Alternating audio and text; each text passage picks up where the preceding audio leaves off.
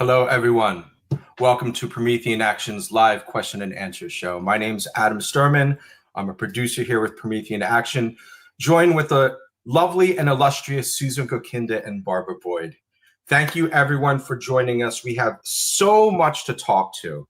Today's show was called NATO Panic, Trump and Erdogan Take the Alliance, Europe Gets Left Behind.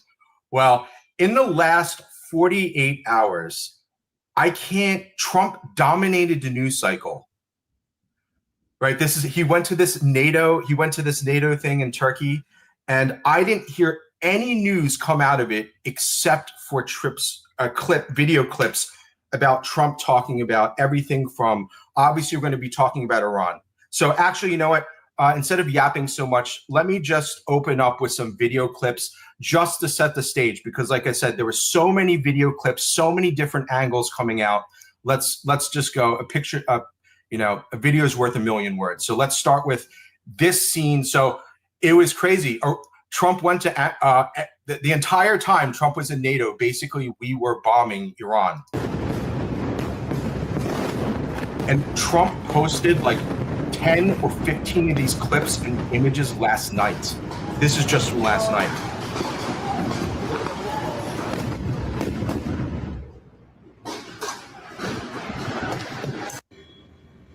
Right, some of them are a little more dramatic than others. All right, so this has been going on for the last 48 hours. We have the hostilities have come back. The MOU is now, I guess, pushed aside for the time being.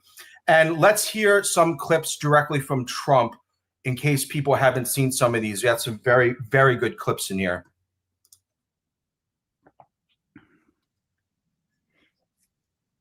Whoops.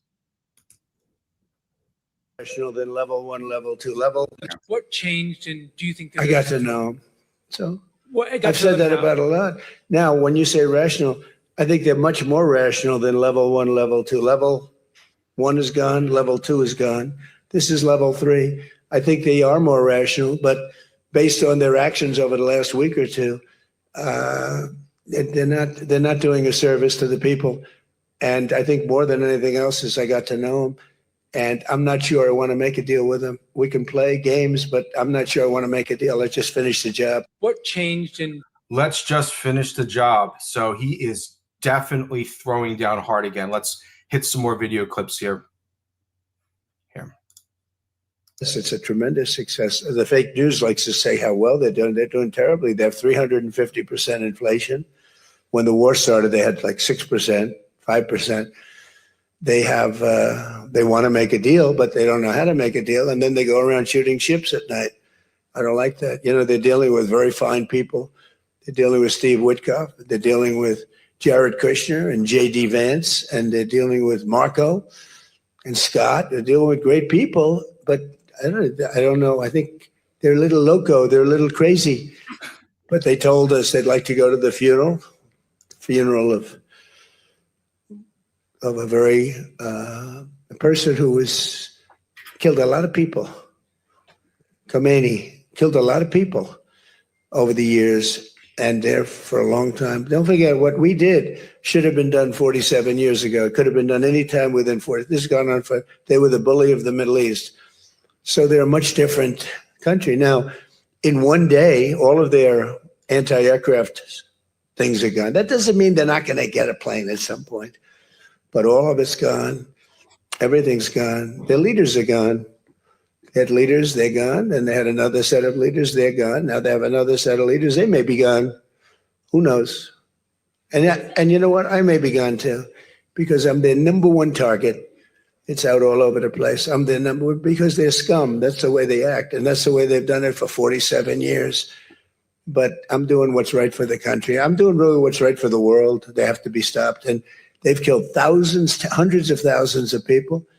They killed 52,000 protesters over the last 3 months. So when you say we're not doing well, I think we're doing phenomenally well. Our military has been incredible. Plus, we had a blockade. Did we have a blockade? Did you ever see a blockade work that way? You know, for you that said we're not doing well. Man, so think about that. Iran asks for a temporary cessation of hostilities for a national funeral. And they turn around and start bombing more tankers in the Strait of Hormuz. It's crazy. There's absolutely craziness here. And then there's other storylines too. So here we have the other storyline that's coming out right now is the whole issue of Greenland is coming back. So here's a short clip that happened. I mean, just so that I was saying, Greenland is very important for the United States, but it's not important for Denmark. In fact, when Denmark was overrun by the Nazis in less than one day, Hitler beat them out in one day, took over. They asked us to take care of Greenland. In fact, we took Greenland, and then stupidly we gave it back. We shouldn't have given it back to them because we're the ones that need it. We need it for protection of the world, not just the United States. And it's very important. It doesn't help Denmark, but it helps us. And it's very important for us. And again, they were defeated very quickly. Denmark was beaten in one day, less than one day, by the Nazis, by Hitler. And when this happened, they immediately switched it over to us. We owned it. We had it. We were taking care of it, and then we gave it back, which is, I don't know why. I wouldn't have given the Panama Canal back either. So what do I know? I certainly wouldn't have done that because China's trying to take over the Panama Canal, and that's not going to happen. So, but I just, it's interesting. I'm very unhappy with NATO, and yet this man is a great leader, and he gets it. He gets it maybe better than some of the leaders. Yeah, it was hilarious. He kept dunking on Denmark like that in World War II. We also had Trump meeting with Zelensky. So let's just play. Barbara excerpted a short clip here. Let's play this one here. Talking about here, the reporter asked the question: how to make sure that Ukraine will not be attacked by Russia again? You mean in the future? Yes. You mean after there's an agreement? Well, we're going to work on a security guarantee and Russia respects us a lot, and we're going to work on some kind of a security. If we can make the right deal, we'll help Europe. I mean, Europe is going to be watching it, but we're going to be helping them, and we'll work on some kind of a security package that will make sure. All right. Plus, on top of that, we had this whole thing where, and Barbara can talk more about this too, this whole thing where they're now advertising for this citizenship vacations in Texas. And Trump says, hey, I want to use this kind of obscure rule and try to push this back to have the Supreme Court hear this. So then there's actually more storylines too. There's what happened with Spain, what happened with the Air Force One. He switched planes. So Barbara and Susan, there's so much going on in the world. We're going to be talking about all of this. How should people be thinking about this? Well, I think what's on everybody's mind, I saw the questions which came in, and they're basically saying, oh, well, this makes me very tense. So we're going back to war with Iran, and how will that impact oil, and how will that impact the midterms? And I think, basically it's time for people to wake up a bit about what our overall situation is. When you look at the globe and you think about what Trump has done here, let's talk about, a lot of people say, well, why are we in the Middle East? What do we get out of that? What's the benefit to us? Well, if you understand how the world has worked since, 1971, when we got the basic petrodollar framework for operating world finance through the City of London and Wall Street, you see that basically what Trump is doing is he's taking that apart. And if we didn't take it apart, I mean, that, the IRGC, Iran, etc., is just an instrument of empire. That's what it has been. That's what it is in the Middle East. It's an instrument for permanent warfare around oil as a resource, and oil money, most importantly, coming from the Gulf states, a big package of gold there, flowing into London and keeping this whole financial system going. All right.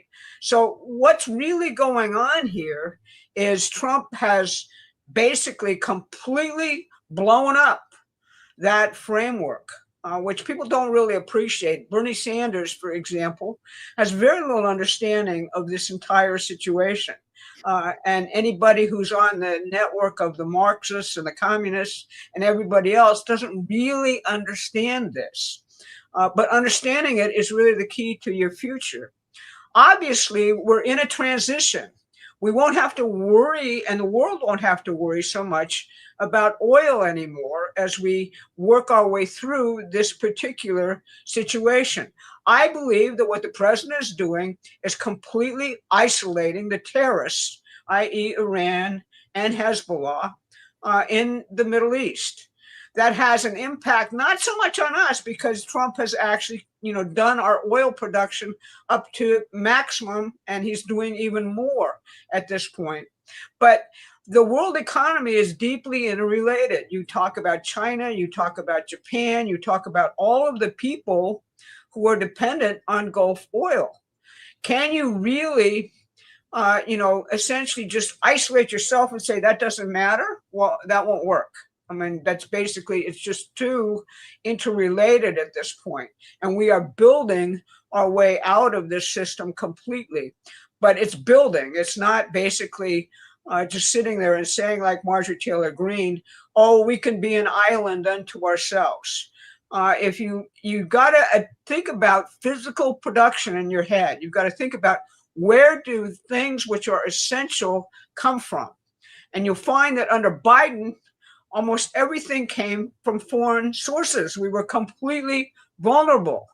Now we're building our own economy back up again. Will we ultimately not be an island over here, undependent on the world? I don't think so. Because as we get into the economy of the future, things are going to completely change. But right now, the strategy, I think, is very simple. He's going to go after the IRGC. He's going to do his best to eliminate their influence in Iran. But at the same time, the primary weapons he's using are economic. You heard him talk about in that clip the inflation. You heard him talk about in that clip the fact that they don't have access to the Gulf economies at all. Everybody who used to be ambiguous about them is gone. They shot their own, foot by attacking Saudi Arabia, by attacking, everybody they've attacked here. Those things, those entities, those Gulf nations with their pots of gold are moving completely away from the city of London toward the United States because of Trump. Erdogan, what's the significance of that? Well, think about it. Erdogan, is essentially the guy who's the Muslim Brotherhood with an army, all right, which most of the Muslim Brotherhood doesn't have at this point. And essentially Trump is saying, come to our side of the equation here, work on my board of peace, work to get things done. For those of you who think that Israel controls everything, just think about that for a second. All right. It's not really that way. We're talking about something which is much more a fundamental shift. So I think we've got to be able to tell people this story, particularly young people who don't understand it, who don't understand where we're coming from. And as Elon Musk likes to say, you have to think about this physically, not in terms of monetarism or anything else, but physically. What are the laws of the universe and the laws of production which we're actually invoking here, which are very different than the laws of Wall Street or the City of London or imperialism as it has existed over a long period of time. So we're essentially destroying the British Empire at this point, the modern British Empire and its Wall Street satraps. And Trump is taking all the Wall Street guys who will come along and saying, stick your money in the United States and make it perform. Stop doing this thing about shareholder value and holding on to it and all this other crap. Let's do a mobilization of the U.S. economy, which favors our workers and increases vastly their wealth. Take Costco as an example. I was just looking at this today. Costco actually through their 401k situation has created millionaires out of that workforce by the time they retire. All right, that's quite significant. The Trump accounts, will do something similar for most of the citizens of the United States as we actually get into this. And he's talking about doing an adult version too, which I thought was incredibly interesting. Right. So what we're doing is we're implementing that American system, which says the key to any economy is your workers, your labor force. What's their actual level of development? What's their, basic ability to actually create and produce, because they're engaged in using their minds rather than their muscles, so to speak. So I think that's all very important, but we've got a huge job to do, obviously, in educating, particularly young people, about what all this means.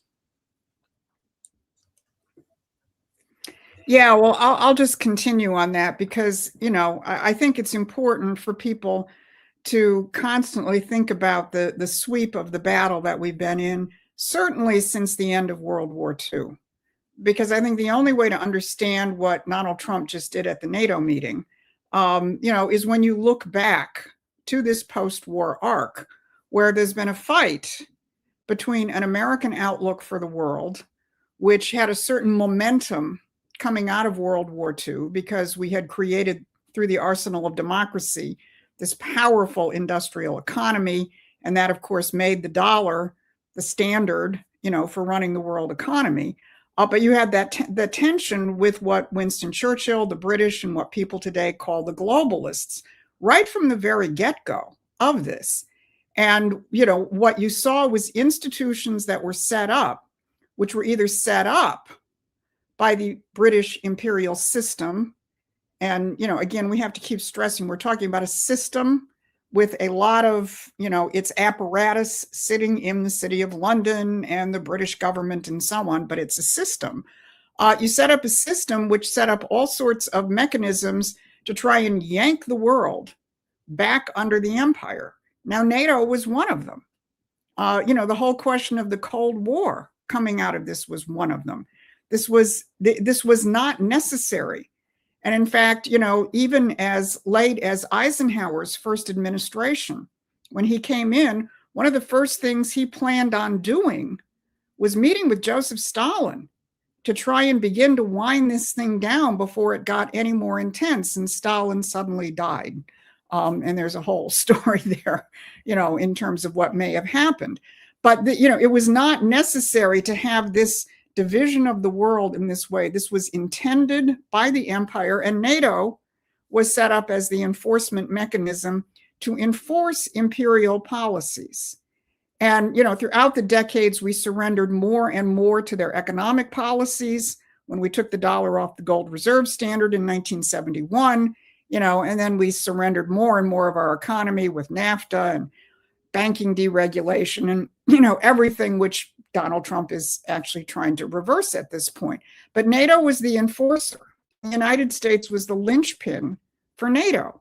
The British House of Lords said this very clearly a couple of months ago in a report where they said the post-war rules-based order only works if you enforce it. And the United States is the only country that can enforce it. So Donald Trump is saying, no, I'm not playing by your rules-based order any longer. And he's marching into their various institutions. As he did with the G7 when he showed up at that dinner and said, I'm the boss, right? And he's, as Barbara said, he's slowly unraveling their various control points, the way they've used the control of oil prices, the Mideast, the IRGC, petrodollars, all of this. All of his activity is aimed at doing that. So then he goes to the NATO summit. Adam, can you share that Google slide? Yeah. I mean, this is essentially what happened at the NATO summit. He marched in there. And first of all, he said, I might not even go. I'm only going because of Erdogan, because the rest of you people are cowards and idiots and useless, in so many words. And, people probably saw the reception he got versus the reception von der Leyen got. Looked like she was picked up by a rented van. Macron showed up in a car. Somebody posted on my X account, looks like a budget rental with 100,000 miles and cigarette burns on the seats. That was basically it. And by the end of this thing, as you saw, Trump was saying it was a great meeting. It was a great discussion. But what has he done? He's thrown the whole Greenland thing right back in. And as Barbara said, this question of treating Turkey the way that Trump is treating Turkey and opening up the possibility that they're going to buy F-35s from us. I mean, honestly, if you really want any indication that he's not run by Israel, that right there should set it to rest, because Israel is completely hysterical about the idea of Turkey getting F-35s. But none of these foreign policy moves make any sense unless you recognize this is all being bracketed by a fundamental shift in economic policy. That this administration is now explicitly and consciously saying, we are returning to the American system, because that's what this whole fight has been about. That's why NATO was set up. That's why these enforcement mechanisms were set up. That's why these wars have taken place going back 125 years, to stamp the American system out, whether it's in the United States or whether it might have the potential of showing up in another country. And Trump is bringing it back. J.D. Vance's interview with Michael Knowles about a week and a half ago or so, it has set, the hair on fire of the libertarians, the Friedmanites, the Austrian school, because he is saying, no, our policy is moving back to Hamilton. Our policy is moving back, as he said, Besant has said, and others have said, to the American system. So none of Trump's foreign policy moves make any sense unless you recognize it's in the context of reasserting this and challenging in a serious way, both economically and strategically, the globalist British imperial system, which has dominated most of our lives since the end of World War II.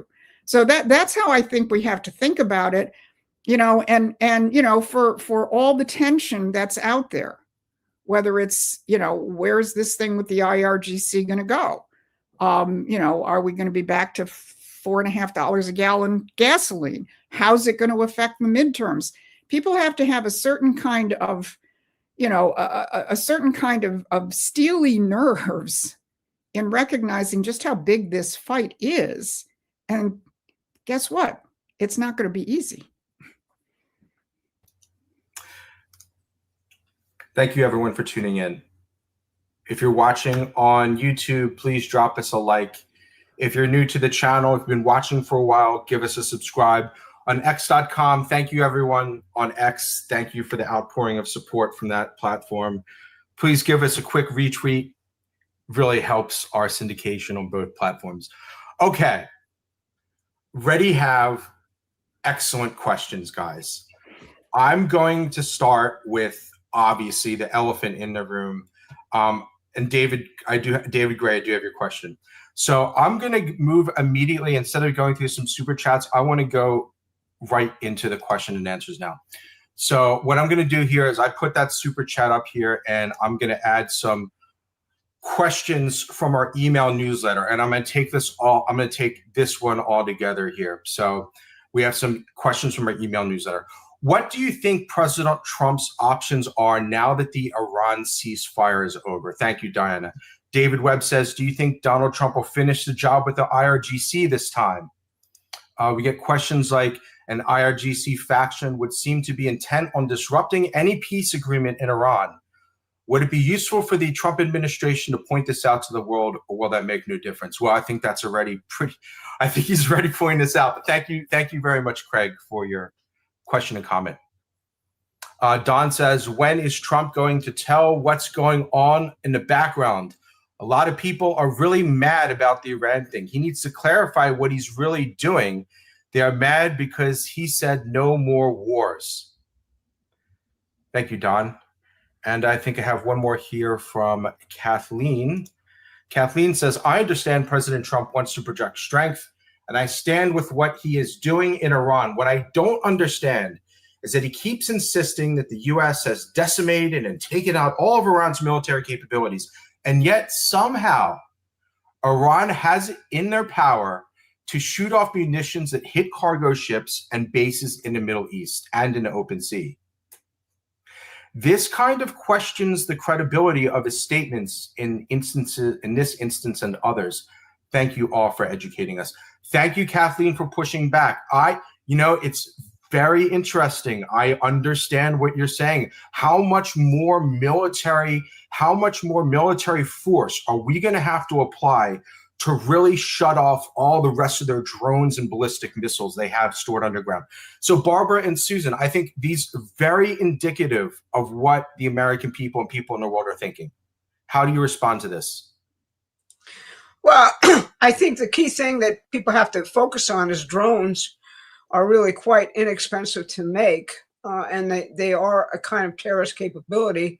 And Iran had an entire industry in which it was making drones, for Russia in terms of the war in Ukraine, big time. Secondly, they had a very decentralized command structure, which we knew about. Like any terrorist operation, they're operating from the standpoint of, not a centralized command necessarily, but something which is actually, distributed out to terrorist cells all over the country, who had stores of, defensive missiles and everything else that we don't necessarily know where all of them are. So yes, they retain some capacity. It isn't huge. I mean, if you look at the attacks on these ships, I think they involve something like 2 missiles and a lot of drones, which again are very inexpensive to make, like any terrorist operation. The key thing, you got to remember, what was the overall goal here? Now you see what these people actually are, as President Trump actually said. What is the IRGC? Imagine the IRGC with a nuclear bomb or with a dirty bomb, let's say. Don't you think they'll use it? Haven't we seen that at this point? That's the overall threat, which people have to get clear in their minds as to what this entity actually is. They're terrorists. Not only that, they're religious terrorists. They, seek martyrdom. I once knew, I had a friend who was the defense attorney for Zacarias Moussaoui, who was was sort of the last, hijacker, so-called, in 9/11. And the problem was the attorney was trying to avoid the death penalty. Zacarias Moussaoui wanted the death penalty because he thought it would be his religious fulfillment. Imagine yourself in that situation, and that's exactly what we're seeing here when you look at the IRGC. This is a terrorist, brainwashed component, which does not necessarily represent the people of Iran. As Trump said, they're doing very poorly in terms of the people of Iran. The peace negotiators were attacked, during the funeral for Khatami, and essentially what you've got is a situation where they're very factionalized. As I said before, the key thing here is going to be economic, in my estimation. They're isolated now from every banking and other relationship which they formerly had in the world. They're even somewhat isolated, not all, from the City of London, which basically, if you looked at how this thing evolved, where was all the property for the IRGC? Where did they have holdings? Where was the dark money from? What was funding them? Well, they had property to the tune of millions and millions of pounds in the City of London, which has funded this terrorist apparatus in the Middle East throughout the post-war period. So, I think the president has been very clear. I think Iran is very isolated at this point. I think we're going to probably end up reinstituting the blockade to increase the economic pressure. Finishing off the IRGC also involves creating a peace in Lebanon, which you have to knock out their proxies at the same time. But I think that's what's being done overall in terms of this strategy which Trump has, and he's got isolated now all of the key components of what made them capable of functioning. China hasn't done anything, as Trump points out, yet China gets 50% of their oil from Iran. What's going to happen with that? Very interesting, isn't it? If we have a blockade, what's China going to do? I don't think they're going to come to Iran's defense. They haven't so far. So it's strangling them rather than looking at kind of the kinetic aspects of it, which are an aspect of the strategy, but not really fully what's going on. And ultimately, you're gonna get, and what Trump is driving for is, I want peace in the Middle East. I want peace in Ukraine, which is another thing which is being really completely distorted in today's press. Everybody's all hot. He's giving a license for Patriot missiles for Ukraine. But if you look at the context and what he actually said to Zelensky, first of all, he started ribbing Zelensky about Poland. He said, wow, you're going to be getting more people back from Poland. Well, if you follow the story and think about it, what's been going on between Ukraine and Poland? Well, Poland is really ticked at Ukraine because Zelensky has gone back and actually started making heroes of Nazis again, the people who slaughtered Poland during World War II. So what's Trump doing there? He knows that. He's just ribbing Zelensky like crazy. All these people have been in Poland and have been told about your Nazi backing, Sniffy, are going to basically be coming back to your country. How are you going to react to that? Then the second thing he did, which is not covered, all right, is he said in NATO, what they've been saying is, we're going to have this huge defense buildup. We're going to spend all this money on defense to get our economies going again. And that's because Russia is going to invade Europe. What did Trump say to Zelensky about the security guarantee, as that clip continued? Well, we're going to make a deal and we won't really need the security guarantee. And no, Russia is not going to invade Europe. So he undercut the entire premise of everything these idiot Europeans have been saying for the last 6 months. But they wiped that out because that's something which they've brainwashed Europe's populations about ever since the Ukraine war started. So he's making huge, essential blows at this point to this entire apparatus. And people need to really get into looking at the world. Franklin Roosevelt did some very interesting films at the beginning of World War II, when we had kind of an isolationist mode in the United States called Why We Fight. And what he did in those films, which I'd like to do for Promethean Action, is actually show people why we had to go to war against Hitler, and why Japan actually attacked us. What was that all about? Because you can't fight a war unless people understand why you're fighting it. And I think we need something like that right now in terms of the population in the United States, which I've been thinking about doing, and I think we're going to do at Promethean Action, just to get people back in the mode of what this is really all about. Yeah, I want to just pick up. I saw something in the chat a way back, but it was somebody who made the point that Trump said no more forever wars. So I was counting on my fingers. When did we start this action against Iran? The end of February, March, April, May, June. So 4.5 months we've been at this. How many Americans have died? I mean, everyone that we've lost is precious and a tragedy, but it's been a very small number. Do we have boots on the ground in a grinding forever war? No, and I do not think you're going to see them. Maybe a surgical operation to take Karg. I don't know. Maybe. But I do not think that you are going to see a rerun of Iraq or Afghanistan or any of these other horror shows, because Trump is coming at this from, as Barbara just outlined, a completely different standpoint. It's to kick over an imperial chessboard, which has given us forever wars. And again, the target is that empire.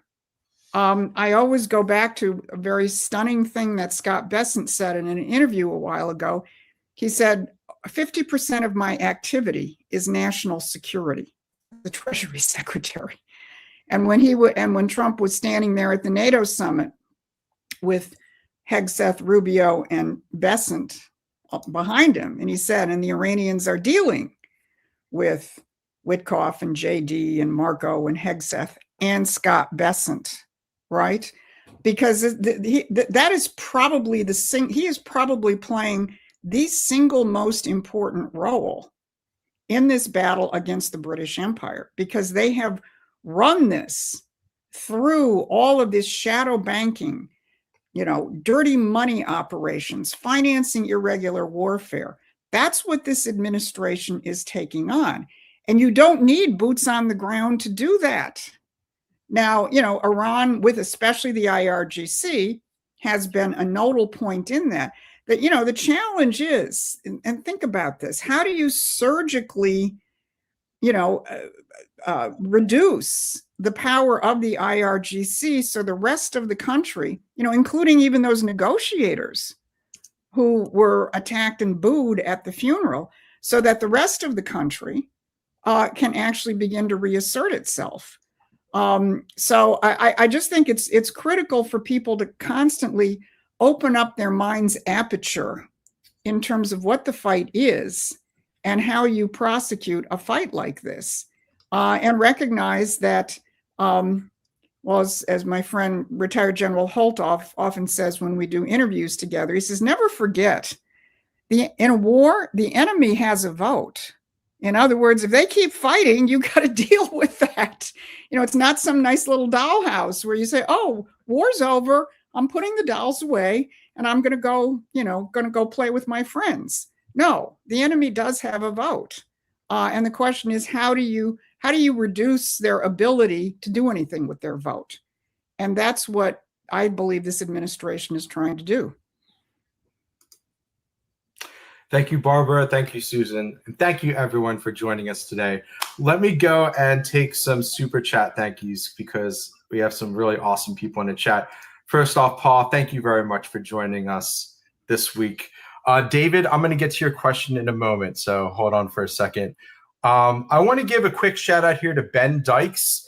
Everyone in this channel should go check out his channel. He does really great news briefings for MAGA Patriots. I follow him quite frequently now because I basically don't watch broadcast news. I watch creators like Ben and other people too, bringing me news. So thank you, Ben, for joining us. Always love watching your show. LL Hudson, thank you very much for joining us today. If you didn't know this, we have a free newsletter. I think everyone knows this now. If you're not on our free newsletter, please consider getting it. We have both a weekly and a daily subscription. So if you don't want to get emails every day, you don't have to get emails every day. The link is in the description. Thank you so much for joining us. Kevin, I also have your question standby. I'm going to get to that in a little bit. Chad, I'm going to be getting to yours soon. Mother of Pearl, thank you for joining us. People were never taught about the American system, which is why their hair is on fire. The education system dumbed down Americans for decades. Indeed. Promethean Action is educating millions. Thank you for all you do. 47. Thank you, friend. Thank you so much. And I have a new friend here, P. Escudero. Thank you very much for joining us. Thank you for the very generous super chat. I don't know if you've been watching us for a while. Please make sure you're subscribed to the channel. Our next our next YouTube broadcast is going to be on Saturday. We'll do a briefing on Saturday. So please make sure you get our newsletter and make sure you're subscribed to the channel. Also have Steve. I'm going to be taking your question here. All right. Brother, yeah, you can't say boobs on YouTube. Thank you very much for joining us, and thank you for the cheeky comment. And thank you again, MEF. So grateful for Promethean updates, and we're grateful to have you. Like I said, we wouldn't have been able to reach this level of notoriety if you guys weren't watching our content. That's the way the algorithms work. when people actually enjoy content, the algorithms push it out to other people. So thank you everyone for just watching us and joining with us today in the chat. Okay, next question here I want to take from David, who is a longtime UK viewer from the UK, and especially on this issue of censorship of what's going on, because I don't know if you heard this. So YouTube, so the backstory on this is that YouTube sent out a notice to a bunch of UK creators that are in the news kind of political update space. So supposedly the UK is going to force YouTube to prioritize official British or official UK news outlets over all of the other creators like us on the platform, UK creators for the UK. Barbara and Susan, the UK NATO would end if the US left. The world would be saved. Commies are cheering Britain then, the United States after Trump. Britain will be gone in 6 months. They're stopping YouTube and then X.com. Can Trump save the world from globalism?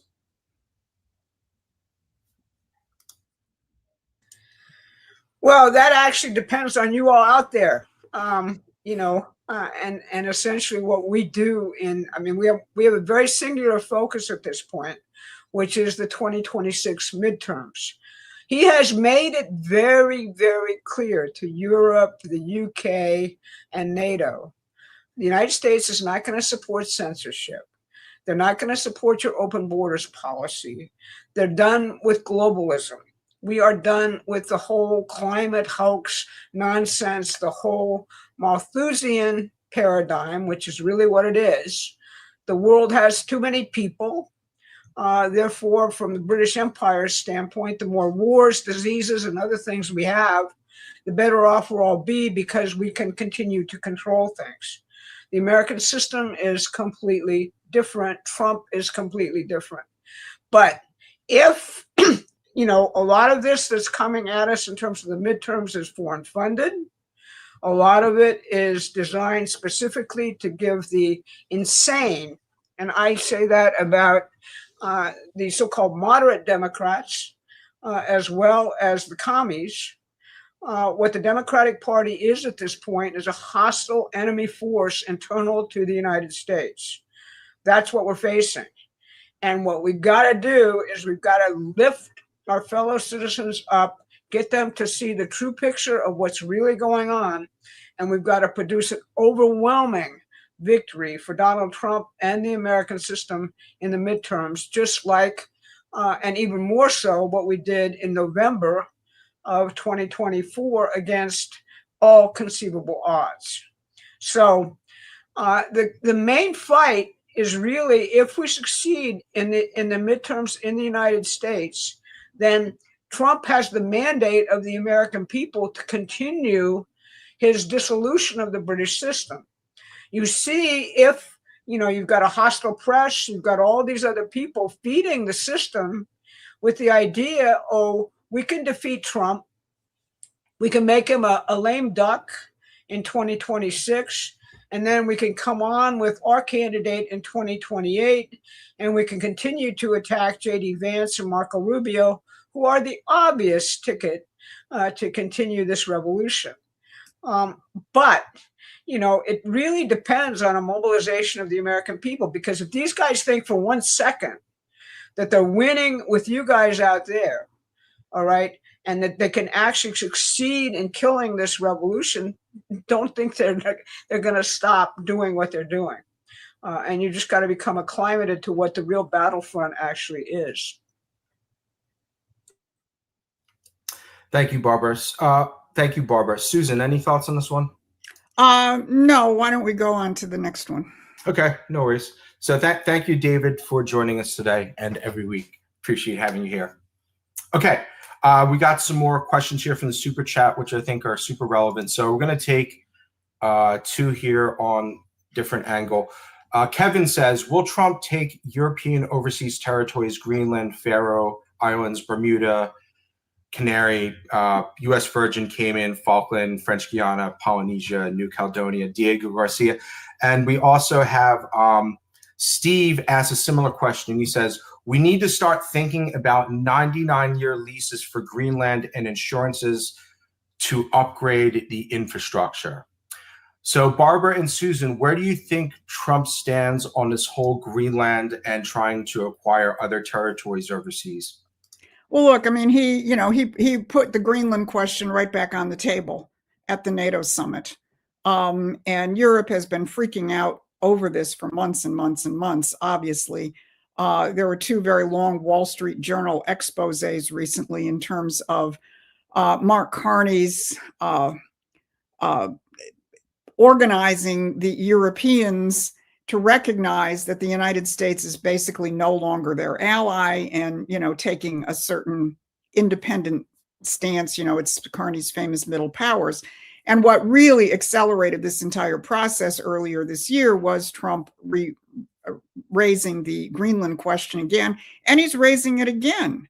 Now, it is obvious because the question of a future world which is not being held hostage either to nuclear weapons, whether they're held by the IRGC or whether they're in the hands of governments that are manipulated by the imperial elite. How do you get out of that world? Well, you get out of that world, as Trump said about the Patriot missiles in Ukraine. He said, I prefer defense. I prefer being able to defend a nation rather than having to go on the offensive. And that's where Greenland is extremely important, because this administration has put on fast track what the administration calls the Golden Dome.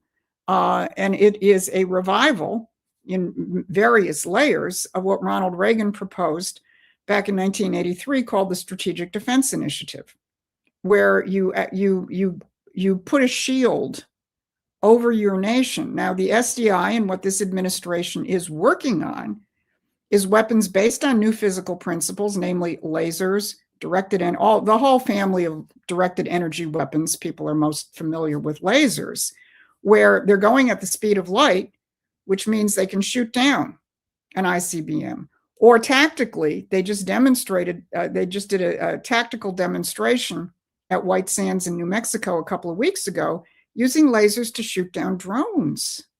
Because as we've been discussing, drones are a problem in this new theater of war. They cost a couple $100 to make, and if you're shooting them down with something that's costing thousands and thousands, that's a problem. But if you're shooting them down with something which is just shooting directed energy at them, that again gets to this fundamental question of actual defense. Now, all of that, if you're talking about a defensive shield over the United States, then Greenland is absolutely critical in terms of that. I think Trump is dead serious. I don't think this is going to go away. I think Diego Garcia is another area which is critical strategically. Now you get into a whole bunch of other things, and you've identified there a lot of their financial outposts, like the Virgin Islands, Caymans, and so on. These are financial outposts, again, under the British, Bermuda, under the British umbrella. So, have I heard Donald Trump talking about invading the Cayman Islands? No, not that wouldn't be that difficult. But I think he's going to approach it. I think he, and this gets back to Scott Bessent again, are going to approach some of these things by reconfiguring the world financial system to one which is much more ruled by sovereign nations and not these supranational globalist dirty money flows, which is where, the Caymans and the Virgin Islands and all of these overseas territories play such a big role. So I think Trump is approaching it in a very layered way. The biggest strategic vulnerability we have is Greenland. He's not going to give up on that. Diego Garcia is also important. I think everybody figured that out when they saw Iran, shoot some ballistic missiles at Diego Garcia, which all the peaceniks said they didn't have. I think in terms of the other things, it's probably going to be more financial and otherwise than necessarily kinetic. Barbara, your thoughts on where the Greenland situation currently sits? Well, I thought Trump's World War II, question was really putting it on the table in terms of this whole fake Danish. We have to have Greenland, etc. Fight for the Danes. One of the still royal family type operations in Europe. But obviously it's critical in terms of any kind of strategic defense. Obviously, what we're looking at is, putting more and more pressure on the situation to obtain what we've got to obtain. And we've got to pressure the rest of NATO to actually say, look, this is our defense also. I mean, the SDI is a complete change in thinking about how military operations are done. It is for a period of time creating a defense to nuclear weapons. Now think about that. We've lived in this mad environment, literally MAD, mutually assured destruction, that says that the reason why we don't obliterate ourselves and all commit suicide is because each side has enough nuclear weapons to wipe out the other, which is kind of a crazy concept when you think about humanity. That's what Reagan actually hated, which is why he came on board with the idea about the Strategic Defense Initiative. It's very game theory like. It's almost unhuman in that regard, where they're just playing the straight game with no human consideration. Right. So now what happens is you give the defense a period of some years where that will be overcome, like all technologies. Basically what happens is mankind comes out and invents the next technology to overcome that one. But for a period of years, it gets us out of this crazy situation of, oh, that nation got a nuclear weapon, this nation got a nuclear weapon. Basically we should all live in terror because people have these nuclear weapons and they could use them. It gives the advantage to the defense for a period of years. And we can all sit back and say, okay, how do we want the world to actually be? Why don't we actually spend all of this money we're spending on warfare on actually building up these economies so that some of these nations are no longer threats to the entire world because they're backward or they're living in the Stone Ages or they're feudal in their orientation. So it's a complete total change in which Greenland could have an absolutely positive role to play if it's actually thought about from the standpoint of the Greenlanders to being a fulcrum for peace for the entire world, which is how I'd argue the case to Greenland, not even necessarily, well, you guys are such, the Danes are such idiots that they fell to the Nazis in 24 hours or so. Someone in the chat said 6 hours. 6 hours, okay. Something like that, okay. And basically what we've got to do is I think a little bit better job of getting the United States to understand this, as well as the Greenlanders to understand that they could have a hugely positive role to play on behalf of all of humanity. Yeah, I mean, I'll add one other propaganda angle to this, which affects both Greenland and Canada. I mean, the British Empire and the Danish monarchy have been hideous in terms of dealing with the Inuit people and the indigenous peoples in there. I mean, in Greenland, the Danes would take children away from their families to try and turn them into good Danish people without huge scandals in both Canada and in Greenland. Not surprising, because the empire looks at anybody who is not in their upper class, as lower forms of life, and maybe they can be trained to be good house servants or something like that. There's a lot there in terms of the indigenous peoples, both in Greenland, seen a lot in the chat as well. And the same thing is true for Canada. I mean, the Canadian government, I don't remember if it was Trudeau or Carney. I mean, they even had to apologize for some of the things that, the sterilization campaigns were a big deal. In terms of this, there's an official apology.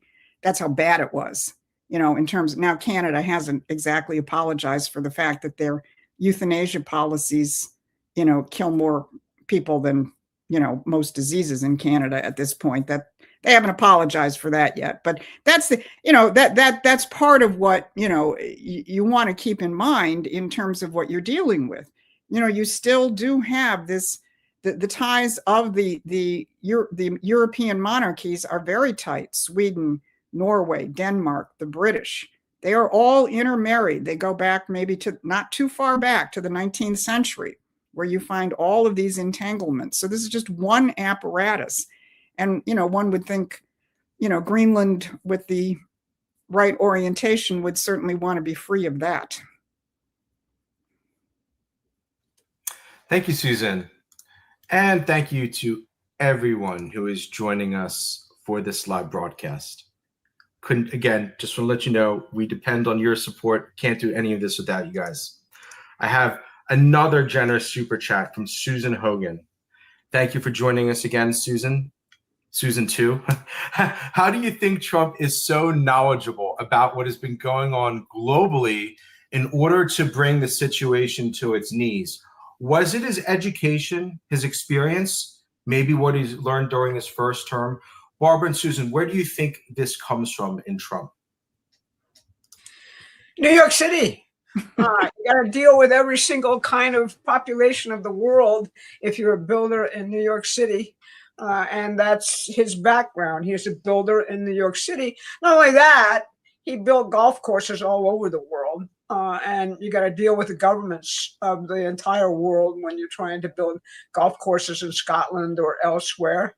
And what he learned in his first term, I mean, he had a very kind of solid understanding of what he wanted to do, what he thought was stupid. You go back and look at, he followed politics rigorously throughout his entire life, which people don't take account of. You can do web searches and go back and see when was the first time Donald Trump mentioned taking Carg Island. 1984. Okay, 1984. He talked about that in terms of Iran and what Iran was. When was the first time he talked about why he wanted to talk to China and Russia and stop this whole craziness? When was the first time he talked about ending nuclear wars? That goes back a very, very, very long time. His Uncle John had an enormous influence on him. He was an MIT professor of I can't remember exactly, physics and engineering. But essentially a guy who played a major role in nuclear development, and he talked to him at length about the nuclear war, etc. So he had, an overall educational experience driven by the richness of New York City and all of the diverse people you learn to deal with if you're a builder in New York, or even if you live in New York. You can get on the subway, or used to get on the subway any given day, and you'd find 80 different nationalities there. If you wanted to, could strike up a conversation with about what's going on in your country anyway. So that's where I think it actually comes from. Somebody in the chat said he loves opera, which is extremely important, because when you look at Verdi, when you look at Mozart, I mean, Beethoven only did one opera. You're getting history lessons. You're getting very powerful history lessons in terms of what happens if a critical figure has a tragic flaw, and doesn't rise to the occasion. I mean, that's the subject of most of these operas, or even if it's not a historic figure, like in Don Carlos, even if it's just an individual who has a tragic flaw and what that actually means. I wouldn't be surprised if he doesn't read some Shakespeare too, because it does the same kind of thing. But I think there's a deeper question here, which is worth thinking about, because so many times in American history, somebody emerges who changes history, and then you look at their background and you say, how the hell did that happen?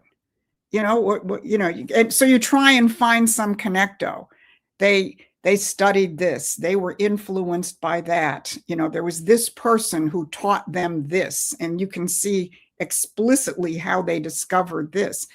And a lot of the time you don't find that.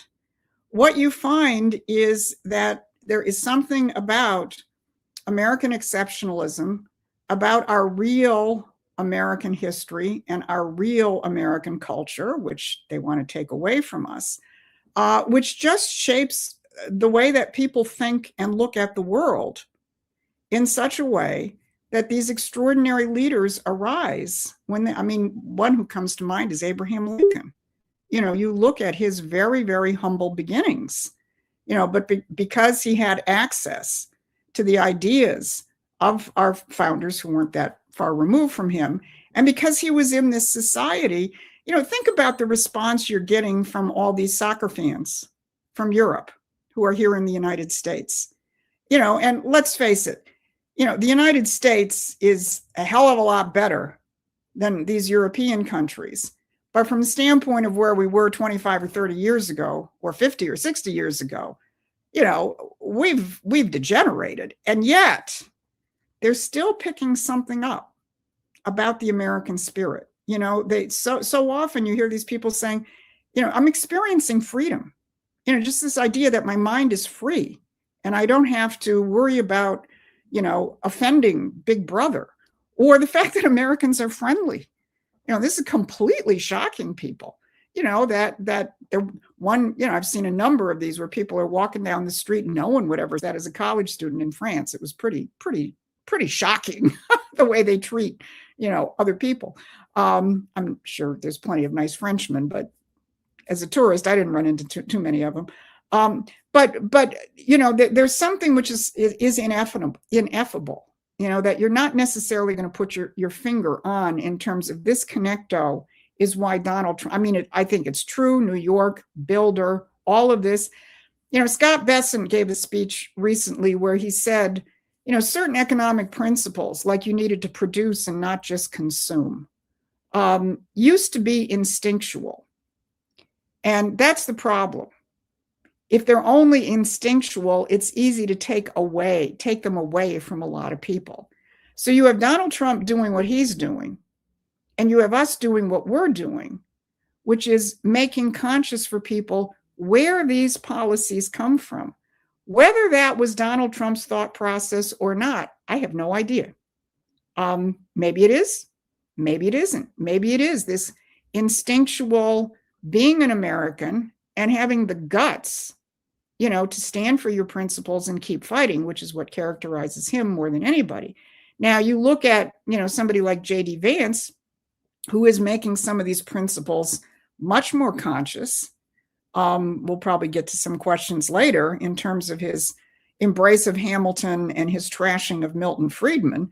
These are important because it is important that it's not just instinctual. So, I think it's this larger question. And, it's worth reflecting on that idea of the American identity as we've seen it now reflected through the eyes of these Europeans who have been here for the World Cup, and obviously what we saw on Independence Day, in terms of that American identity and what it really means. Thank you very much, Susan. Thank you, Barbara. And thank you to the audience. Thank you guys for tuning in. Before I switch to some more domestic topics, I want to take it. I know she's pushing back, and that's fine. So 143 Samantha Lynn says, Trump said, quote, no new wars. And I'm sure you've been watching this broadcast for a little bit, but Barbara and Susan, what would you say to people that keep insisting that Trump just said no new wars? What really makes what Trump's doing now in Iran fundamentally different from the war in Iraq, the war in Afghanistan, all the stuff that happened in the 70s and 80s? How is this different from the previous wars? Well, I'm going to quote Sophia in the chat. These are not new wars. First of all, he's trying to end something that's been going on for 47 years, and end it in a fairly strategic way where, people's brothers are not going to end up fighting for, however many years in the mountains of Afghanistan. I would answer it from that standpoint, but I'll throw it over to Barbara. You have to think about what he's talking about when he says wars. He's referring to Iraq. He's referring to Afghanistan. He's referring to the United States and Europe even, which is kind of like fighting World War II again, but this time against Russia. And he's saying, you know, he's not outlining, he thinks of this thing largely as what he would call a police action, as opposed to a war. A war is you put everything with your boots on the ground and everything else to actually achieve some form of objective. Now, in both Iran and in Afghanistan, the objective was not terribly clear. It shifted and shifted and shifted because the enemy has a vote. In Iran, what we do, we did the old form of regime change, which is largely what he's talking about. We went in there and we took the entire government apparatus out of play and we imposed an alien force, the people we selected as the government. That is a recipe for an endless war, because you're violating the norms of culture, you're violating the ability of a people to actually choose its government. Iran has a choice. It's been given a choice. All right. We have constantly said you can't have a nuclear weapon because of the character of your government, and we're not into proliferating nuclear weapons in the world. That's what this is about. And essentially, we have not done what Netanyahu wanted. You know, basically, Netanyahu wanted to impose the Shah's son on the Iranian people. Trump said, no, we ain't doing that. We are not going to form a government in Iran and be the occupier of the country. That's the wars he's talking about when he says no more wars. He never outlawed police actions to actually change the world. Let's just take Venezuela, which he keeps coming back to. That is a limited conflict with a clear objective: arrest and take out of the country the guy who's leading the terrorists, namely Nicolas Maduro. This too is a limited objective: essentially end the ability of Iran to have a nuclear weapon, period. All right, very clear objective, very limited time frame. He's not going to go in there for forever wars. So you're being, essentially kind of, I'm going to vote for a specific phrase that he used in a political campaign as being his eternal promise, regardless of what comes up. His goal is to defend the United States. Iran represents a threat to the United States. Right now, they're threatening, as they have threatened, to assassinate the United States president. So let's get pretty real about this, okay? And think about, what the context is in which each of these statements is occurring.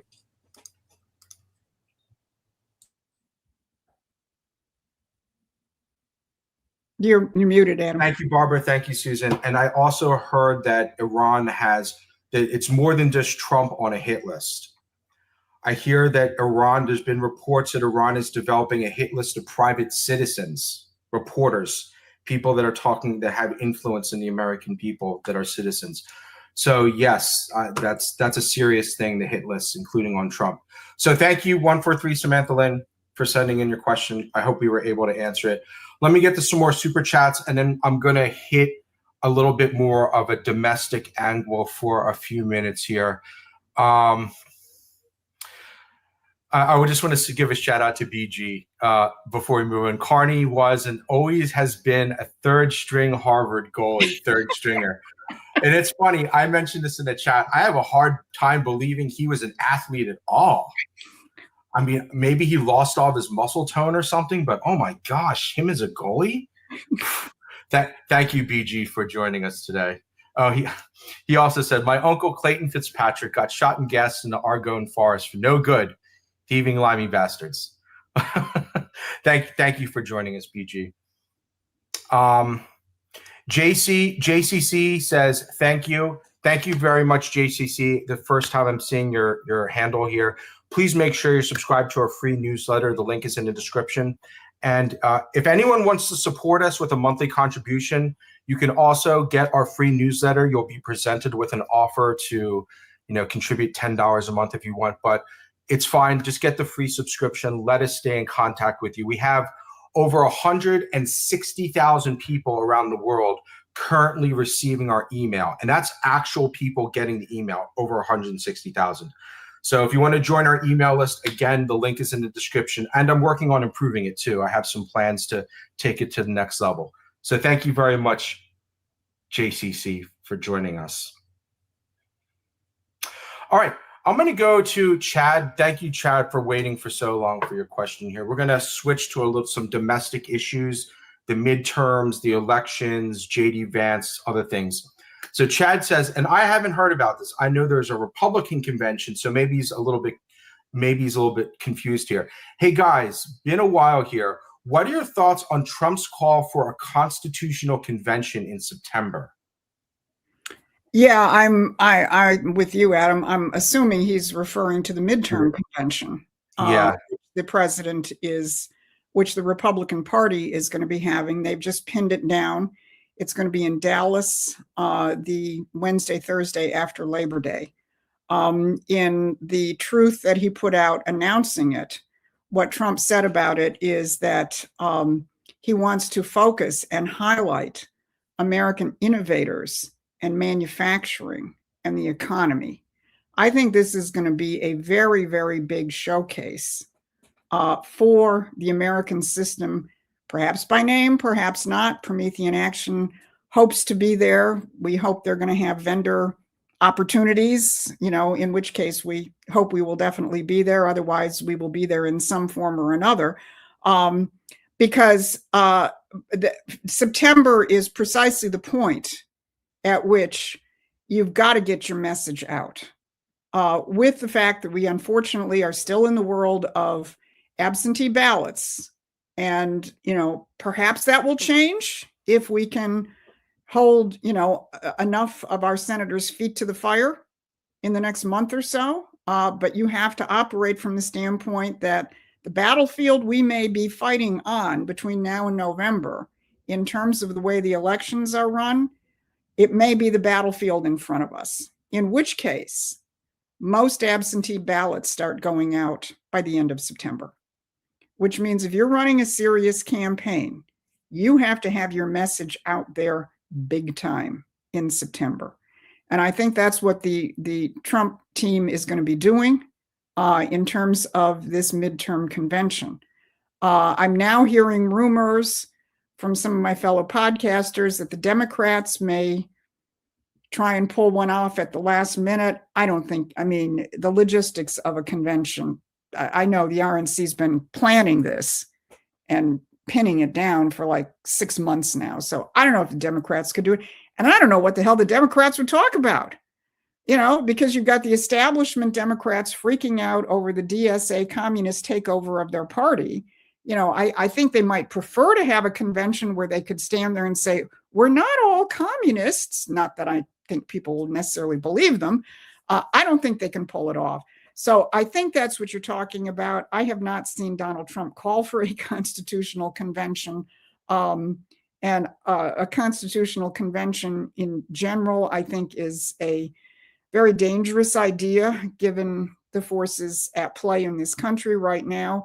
I think in terms of making our country work, we should take the Constitution our founding fathers gave us and simply use it more effectively, like get rid of the Federal Reserve, which is fundamentally unconstitutional, which would have a bigger effect on our economy than some of the things that are being talked about in terms of constitutional amendments and so on. But again, I'm not aware of Trump calling for that. But what is on tap and was made official just in the last week or so is the fact that the Republican Party is going to have a midterm convention, which won't do any business. It's going to be a big messaging event for 2 days is what I think it is. And obviously what the president will do will showcase key figures running for office. It's going to be in Texas. Can't imagine Ken Paxton, won't have a starring role. our Senate candidate here, who doesn't have a primary opponent, so he is the candidate. Mike Rogers, I'm sure he's going to be given a starring role. Michael Whatley in North Carolina, that's a seat we have to hold on to. So and I'm sure there's many other people around the country, including all the people that Trump has endorsed, who are going to be put front and center there to try and just get one unified message out to the American population. And again, I think a lot of it is going to be the economic messaging. So actually, let me see if I can share my screen here. I just want to show people, whoops, hit the wrong thing. Just to give you an example of the kind of messaging that's already coming out from the administration. Is that showing? Did I show that? Yeah. You know, this is showing. Give me a second here. It's okay. StreamYard's a little bit funky. There we go. Okay. You know, this is something that the Rapid Response 47, which is the Trump messaging, you know, X account. Trump's got a whole bunch of things. The Rapid Response has a whole bunch of things today on the economy, but here's an example. GM just announced it's going to invest $275 million to expand vehicle and engine manufacturing operations in Tennessee. There was the earlier announcement, and I don't have it queued up, so I'm not going to look for it, but there was the earlier announcement that Toyota is moving a auto manufacturing plant from Mexico to Texas and putting billions of dollars into expansion in Texas. These are just a couple of the things that, you know, are being highlighted right now by the Trump team. And I think you're going to start to see more and more of that.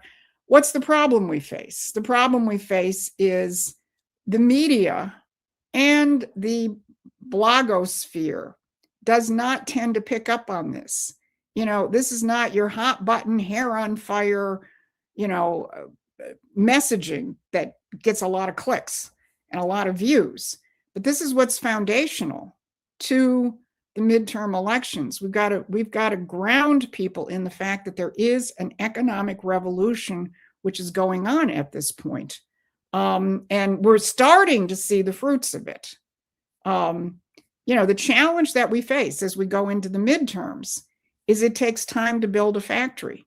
So there's a lot of construction workers getting hired around the United States right now, but the manufacturing jobs, which will be an order of magnitude more, have to wait for the factories to open up and start hiring. How much of that you're going to see by the midterms, I don't know. But we've got to get people's minds into the future that this is where the United States is headed quickly. It just may not be quick enough to, you know, impact all the voters that we need starting in September as we go into the November elections. Thank you, Susan. Thank you, Chad, for sending the question. And just to remind the audience, I already see people sending in questions about the Convention of the States. Chad's talking about the Republican midterm convention that's going to be happening, not a convention of the states. We are not for a convention of the states, guys. That is enemy operation. So I just wanted to clarify that once again. I want to say people know on that question. I'm going to be posting in the next maybe week or so on my Substack account a rewritten previous work I've done on the question of the Convention of States, if you want to see what our problems with it are, which are manifold. Cool. I didn't know that. So yeah, when you get that article out, make sure you notify that, you know, us, and we'll get it. We'll make sure that the article gets out to our Promethean Action team. I mean, our newsletter subscribers. So thank you very much. I want to give a quick shout out here to Jeff in Utah. Good to see you again this afternoon, brother. Big time supporter when we first started. Great to see you again this afternoon. I want to switch. Guys, send in super chats. I'm going to try and take some more. I want to get to a few more questions. Whoops.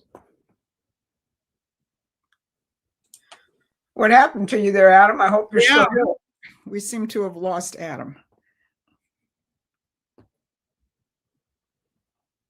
All right. Well, since we I'm don't- super sorry about that, guys. You're back. All right. I was ready. Anyone who uses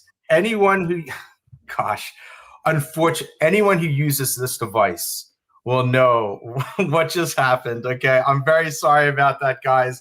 I love this thing, but man, it has that annoying bug in Chrome. All right. Sorry about that. Yeah, so I'm gonna go and take some questions here from our email newsletter supporters. This is gonna be on electric voting and the upcoming midterm elections. But obviously we can answer it because you were already talking about the mail-in stuff. So I guess it could just be like a overarching thing about the midterms. Roughly 6 years ago, we had super majorities in Congress and the Senate. Is it a coincidence that electronic voting took over and we have not had one since? Promethean promotes that the empire wants us in forever wars. Could it also be true that they want us in forever legislative gridlock? The public has been conditioned to believe all elections will be 49 to 51%, right? And we're counting like a few dozen ballots to figure out the answer. I have seen recordings of congressional testimony where a tech expert testified the results are intentionally close as a result of electronic manipulation. Thank you, Greg, for your question and your interesting insight there about the forever congressional gridlock, because man, it sure seems like that's the way it is. And then Steve says, the midterms demand election integrity. I believe for MAGA victories in the fall. Why at this stage of the game, with all the known corruption between machines, the mail-ins, does there not seem to be any breakthroughs to stopping the stealing of our elections? Thank you, Steve. Barbara and Susan, your thoughts. Well, I'll start with a premise. I think you've got it right in terms of the slim margins, because that's what creates the fraud, or the ability to conduct the fraud. You can't massively do the fraud without being caught. If you have very slim margins, you have something to work with, which is why the notion of too big to rig is very, very important and critical, because it basically obliterates the capacity to do the cheating. With regard to machines, I did a recount in New Hampshire in 1980s with paper ballots. And in terms of that particular election, the ballots were so fresh off the printer's press that they flew out of around the room as a result of electrostatic electricity. So you can do fraud in any one of a number of ways. You can do them with the old machines. You can do them with the new machines. You can do them with the fact that all forms of electronic voting are obviously, subject to fraud. And it's the people who run the machines, who count the vote, who are critically important. That's why becoming a poll watcher, that's why becoming an election official in your town or your county is really, really, really important. That's also why having a massive turnout actually defeats the ability to commit the fraud. Now, that said, there are a lot of things being done right now. First and foremost, obviously, is the Save America Act, which the president is pressing very, very hard on. And all sorts of idiots in the Senate want to protect the integrity of the Senate rather than the American people. That has to be overcome. There are a number of things being done by the Justice Department in terms of investigating voter fraud in California and elsewhere. But you've got legislation which actually bakes it, like in California, into the system where, if you're a poll worker, Gavin Newsom passed a law that says you can't challenge a mail-in ballot. All right, so there are a lot of these things which are baked into the very system we're trying to attack. And that all is being isolated and talked about and looked at. Most importantly, you have to cut the funding of all of the apparatus which actually, gets the mail-in ballot fraud collected and sent in. that's part and parcel of what J.D. Vance is actually doing with the anti-fraud task force, since all of this money, which is out there and being, committing fraud in government programs, is then funneled as a kickback back into the Democrat Party. So there's a lot being done. But we did it with all of those mechanisms in place. We did it in 2024. We overcame the fraud by being too big to rig. It's a challenge which we have for the midterms, and we've got to get it done. Yeah, and I get to weigh in, in the heart of Fraud Central because I'm sitting in Wayne County, Michigan, which has the city of Detroit in it. And we watched what happened in 2020. We watched what happened in the midterms in 2022, where you had candidates who were winning on election day, and by 3 days later, like Spencer Pratt, suddenly they weren't winning again. But that did not happen in 2024. And it didn't happen because Wayne County delivered a bigger shift for Donald Trump than any county in the country, with the exception of Maricopa. And that came from blue-collar workers, and I know a lot of people's hair is going to get on fire. A lot of patriotic Muslims in Dearborn and Hamtramck and Dearborn Heights voted for Donald Trump. That's not the same thing as the left-wing communist socialists, Muslims, but, we had that. And that caught the vote fraud apparatus flat-footed. There was no way they were going to pull it off. And they literally threw in the towel, so that Michigan was called in 2024 by 10:30 at night, which I certainly didn't expect. So the idea of too big to rig is demonstrated more thoroughly here in Michigan than anywhere. And that is what Promethean PAC is devoting its activity to as we go into the midterms. So I'm going to do our usual explainer here. We have Promethean Action, which is our policy arm, which is hosting this and hosts our YouTubes. We also have a political action committee, Promethean PAC, which is explicitly constituted to intervene into federal elections, which Promethean Action can't do. And Promethean PAC is conducting what we call the midterm boot camp. And I'm going to share my screen right now.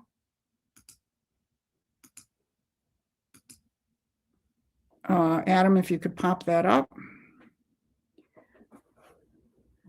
This is our Promethean PAC website. I encourage people to go to it. And up here in the corner, upper right-hand corner, we have midterm boot camp every Monday night. Oops, haven't changed it. We just had one on Monday. But next Monday, July 13th, every Monday night, we have activists from around the country who are active, who get on a live Zoom discussion with myself and our other leaders and discuss how we can get across the key message we need to get across for the midterm for the midterms. And that message is primarily economic. Now, you folks here are going to get a sneak preview of something which has not been unveiled yet. But Adam, if you could then share my slideshow. We're about to release a new piece of ammunition for organizers around the country. You can't order it yet, but if you sign up for our boot camp, you'll find out as soon as this is ready for order. This is a half-page flyer, which is going to give people the understanding of what Donald Trump has unleashed. And it's very much focused on this idea that we are reviving an economy which has been asleep for generations. That on the front page, we point out, for the first time in 27 years, we're outproducing Japan in steel. We are going to be producing rare earth magnet at scale for the first time in a generation. We are going to be bringing complete American supply chains back for first time ever in some critical areas. And here's page 2, which goes through even more details in terms of what is coming back. And we address the fact that a lot of parts of the country are not feeling this. This is our section right here, feeling the blue state blues. I'm in Michigan. We're not seeing this because we have a batshit crazy governor who's trying to turn the state over to her Secretary of State, who will be just as bad. If you're in a blue state, you may not be seeing any of this investment coming in. And that is very much the challenge, because in red states, ground is being broken on energy, on manufacturing, on rare earth processing, on natural gas, on nuclear power. This is all happening. So this is one of the messages we have to get out, because this is actually the antidote to the environment where they prey on young people over communism and socialism and so on. Young people have grown up in a globalized economy. They're right. It doesn't work.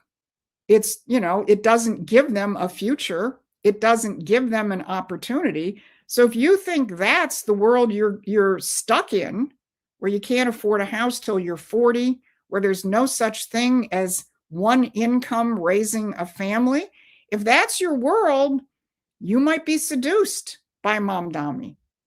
But if you see a world in which you can get a skilled trades license in a couple of months, 5 or 6 months, and immediately start pulling down a $65,000, $70,000 a year job, or you see the factory being built in your town and the good paying blue collar jobs where one income can raise a family, or you're involved in, AI assisted machine tooling, which you can, there have been people pointed out who are using advanced AI to do machine tooling. They're making $250,000. And believe me, you've done all of this without burdening yourself with $200,000 in debt. There's also the administration, as of July 1st, activated Pell Grants, government grants for the skilled trades. Not just Pell Grants for, getting a degree in gender studies, but Pell Grants to now go to the skilled trades. This is what we've got to get out to the American people. This is where you inspire people to think about a country, once again, that works. Again, where one income can raise a family. And that's the norm. It's not a unicorn. That's the norm for your middle class, for your working class. If we can get this message out, then I'm convinced we can make the midterms too big to rig. I also think that's the message this administration is going to be doing with the midterm convention. So this is a about to be released Promethean PAC flyer. It's at the printer right now, so we're not making it available till we get it in our hands, which should be by the end of the week. If you want to get copies of this, go to the PrometheanPAC.com website, sign up for the midterm boot camp, and we will notify you as soon as this is available. Thank you, Susan. And Barbara actually technically is the treasurer of Promethean PAC. Yeah, so tell us about what Promethean PAC is doing with the flyer, and also we have for our closest supporters, we do have a new community we're launching. Yes. Basically, we have a, if you go to the boot camp, you can also get involved in Circle, which is going to be a social media community to help us win the midterms. We're starting out with asking our members to actually do a little bit of work in the Circle community and tell us really everything they can about their state. As a preliminary way, what's your state's economy? What's its culture? How are young people doing? What's the biggest beef people have?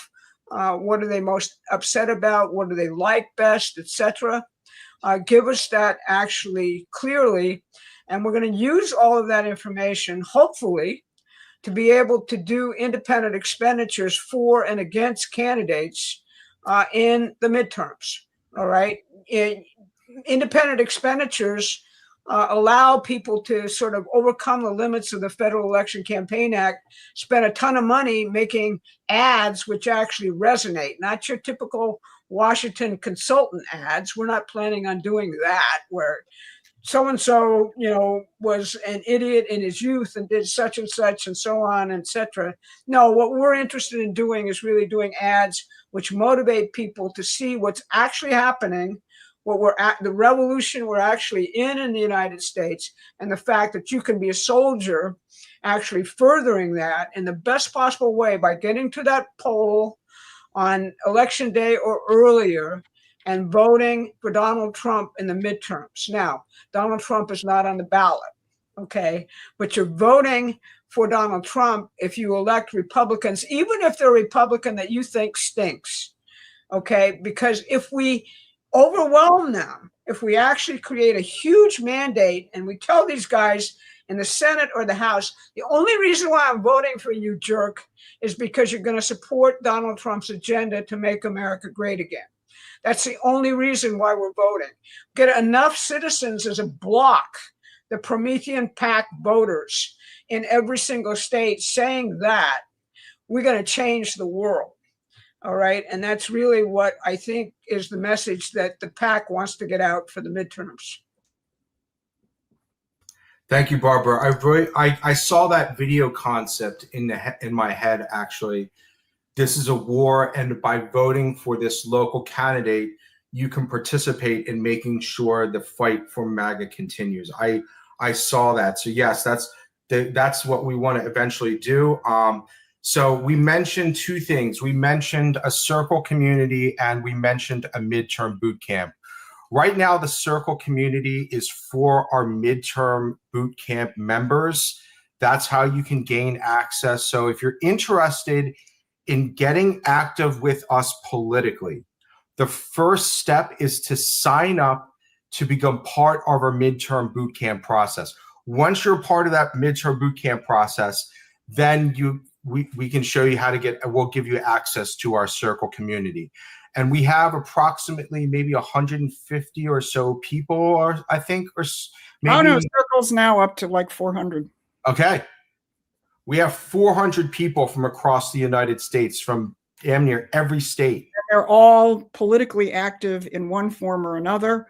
And they come up with great ideas. That flyer I showed you about the Blue State Blues, that came from one of our circle members in Connecticut. That was her idea.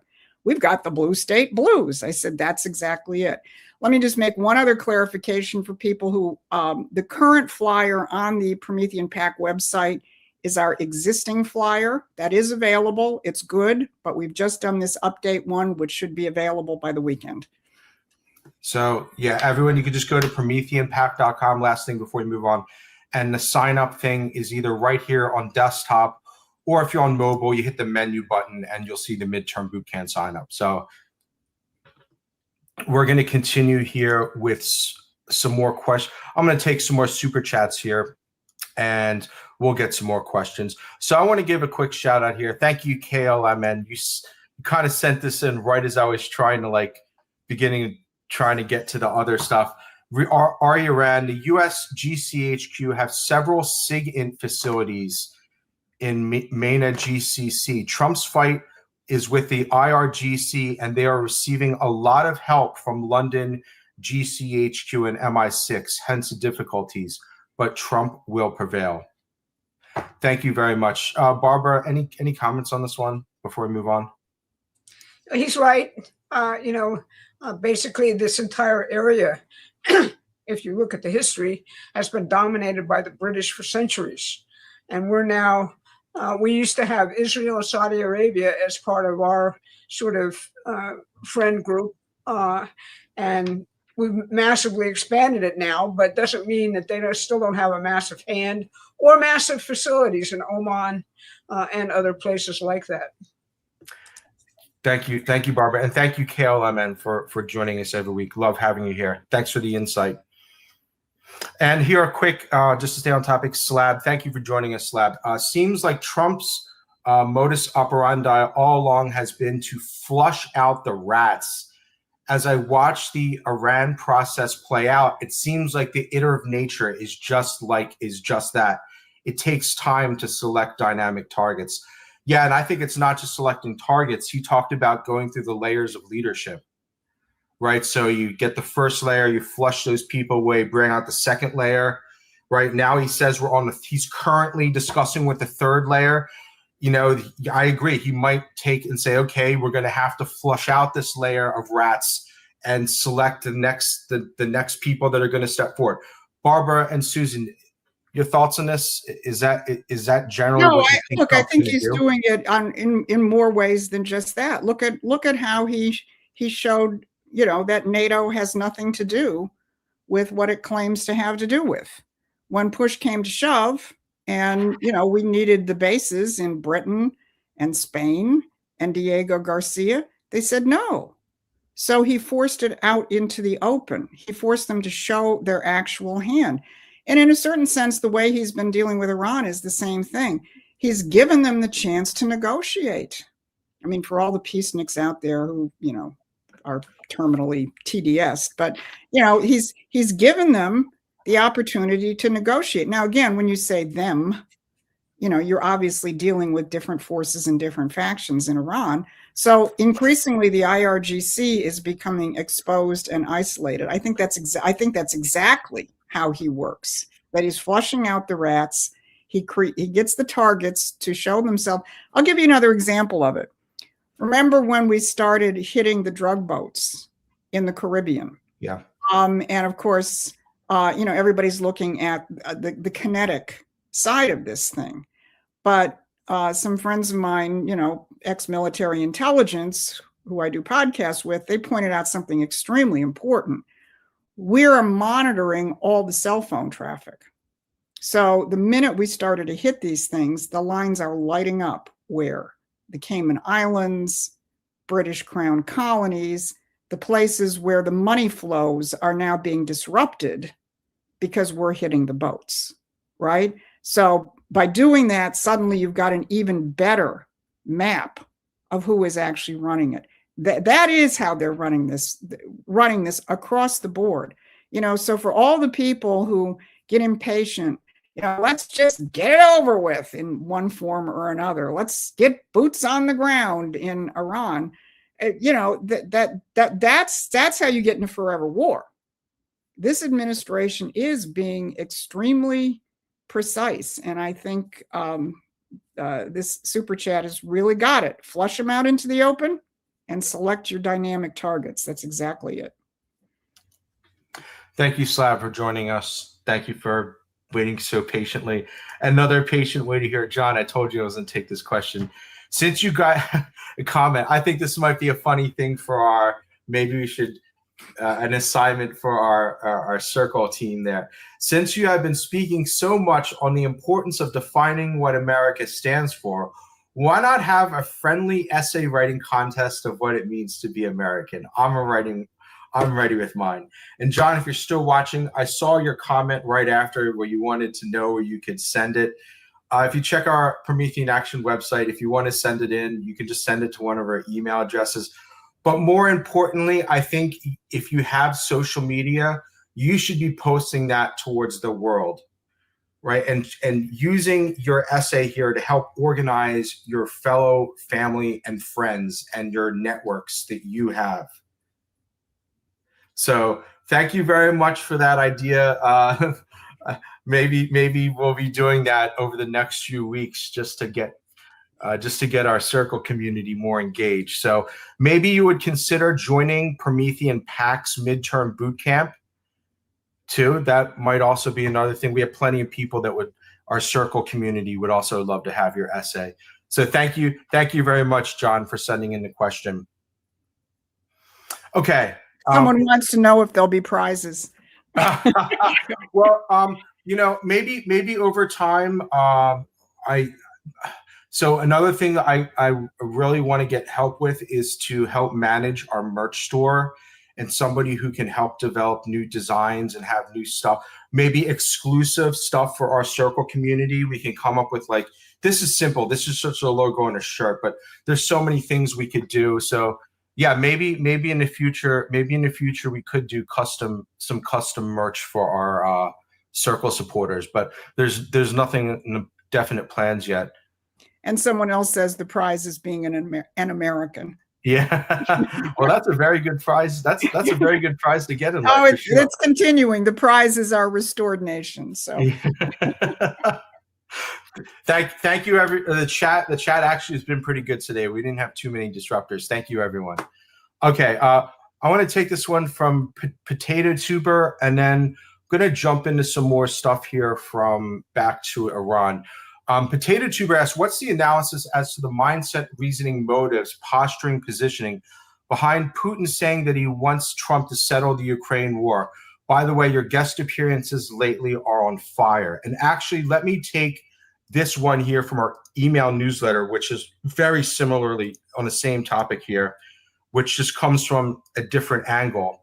So this question from our email newsletter is from Catherine. Catherine says, did Trump's comment about letting Ukraine have Patriot missiles have anything to do with Putin deciding to have Trump end the Ukraine war? So that's what Catherine said from an email newsletter. And with Potato Tuber, thank you for joining us again, brother. What is the analysis, the mindset behind Putin saying he wants Trump to settle the Ukraine war? Barbara, Susan, your thoughts on this? Because this was another storyline in the NATO discussion. Well, NATO is actually dedicated to continuing the Iran war. President Trump is not. President Putin has never wanted the Ukraine war to go on forever. He calls it not a war, but a special operation designed to actually protect the rights of the Russian-speaking citizens in the eastern portion of Ukraine. That has been the issue ever since 2014, when the United States and the British staged a coup in Ukraine to oust the then duly elected Ukrainian President Yanukovych. And the issue there was very simple. Do you want Ukraine to be a martyr lord perpetually, if you will, against the Russians and the Russian state? Or do you want something different for the nation of Ukraine? So I think Putin trusts Trump. He knows that he's not going to be out to destroy Russia, which is not so much true of NATO or the British, who have basically had the idea that if you can get Russia out of the way and you look at a map, you can really control all of Eurasia. That has been the British Empire's dream ever since the lead up to World War I. It's the cause of all the world wars which we've actually had. When you actually get down to it, in terms of this overwhelming desire to figure out how to do that, which included supporting Hitler and Mussolini, by the way. And, it also included all sorts of other nationalizations, which they've done over time. So Putin doesn't want this war to continue. He wants to do other things. As Trump said yesterday, both of these guys, he gave the credit to Mr. Sniffy Nose. I wouldn't necessarily have given him that credit. That's what I call him because of his cocaine habit. He gave the credit to Mr. Sniffy Nose. And we have a lot of idiots in our Senate, like Jean Shaheen and others, who are part of a caucus, which is called the Ukraine Caucus of Congress. Look it up. You'll look at it and you'll say, wow, how did that ever happen? I thought the Jewish lobby was what was most important. Just take a look at that and you'll be astounded. Look up the Ukraine Caucus in the United States Congress. And, essentially what's going on here is he trusts Trump to settle this. Coming out of election. Oops. Barbara, I don't know how, but you muted yourself. Can you unmute it? It's only been for about 30 seconds. Okay. Somehow my thing here is getting overactive, just like yours was. Anyway, that's the deal. He trusts Trump. He doesn't trust anybody else, and he shouldn't trust anybody else because they're out to kill him. And it's that simple. Thank you. And yes, I'm sorry, Susan, please go ahead. I was just going to say, I mean, there's certain signals that indicate that maybe this thing is on the verge of being wrapped up. The State Department just announced a big conference for the reconstruction of Ukraine, which has been devastated by Zelensky refusing to end this war. for November. So, why are you announcing a conference if you think it's still going to be an active war zone? And again, when that previous person who was talking about flushing out the rats and dynamic targets, I mean, I think, you get Iran off the table, which isn't completely off the table, but you can see how it could be. Trump essentially says to NATO, "I'm your daddy. I'm setting the agenda, and I don't think I don't think Russia's ready to invade you." Each step of the way, it creates a different kind of circumstance. And Russia has been very much on the offensive in the recent month or so. So that's another aspect to it. But I think if people just sort of recognize it is what Barbara said. The critical difference between Trump and NATO is he wants to end the war. They want to. The great game of British geopolitics wants it to go on until Russia is crushed, and that's not going to happen. Thank you, Barbara. Thank you, Susan. Thank you, Barbara. I should have put this question up too. C. Schaff says, was Trump's statement to give Patriot missile tech to Ukraine either an admission of their ineffectiveness or a belief Ukraine cannot duplicate the missile? Seems counterintuitive as an objective end to the conflict. It was funny. So Barbara and I were discussing this just briefly. I think one angle to consider here is that you're not going to use Patriot missiles to take down drones. So I think that's part of right. So you're talking about taking down something like a ballistic missile, like a medium range or a long intercontinental thing with a Patriot system. Barbara also pointed out, and probably correctly so, that Trump is licensing them the plans to make it. So it's going to take Ukraine's industry several years to really ramp up, most likely to ramp up their industry to be able to produce these things, plus the whole training that the United States is supposed to supply. Barbara, any thoughts on this? And then right after this, we're going to discuss, or maybe you can roll this in, the other technology sharing thing was giving F-35s to Turkey. So we had this thing where I give the plans for the Patriot missile systems to Ukraine, and now the potentiality of giving the F-35 systems to Turkey. All of these are going to be outdated technologies within the course of probably be about a 1 or 2 year period. Okay, just so people understand what we're talking about. Russia has hypersonics. You're not going to use Patriots to shoot down hypersonics. That just sort of ends the story right there. The F-35 is not really designed for drone warfare. We're already talking about using lasers and other advanced technologies to deal with drone warfare. So this is a moving platform, and people are making far, far, far too much of what any of this means in terms of where war fighting is actually going, say 6 months or a year from now. And most importantly, the key killer of all of this is the Patriot missile tech is a very primitive shield. What we're talking about now is what Trump calls the Golden Dome, what we talked about earlier in this broadcast about what a true defense to ballistic missiles and drones will actually look like as we develop these technologies. Thank you, Barbara. I absolutely agree with your assessment, especially the F-35. So they have plans.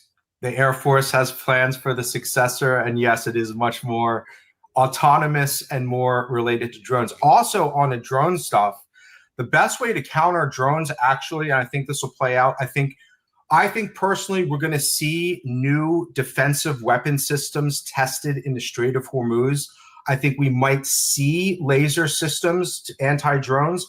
But something that caught my eye is that, YouTube, a bunch of enterprising people have been developing these super fast drones that are cheap. They're 3D printing this stuff. They're using off-the-shelf flight controllers from China, these really powerful new electric motors. They're using the new super powerful batteries.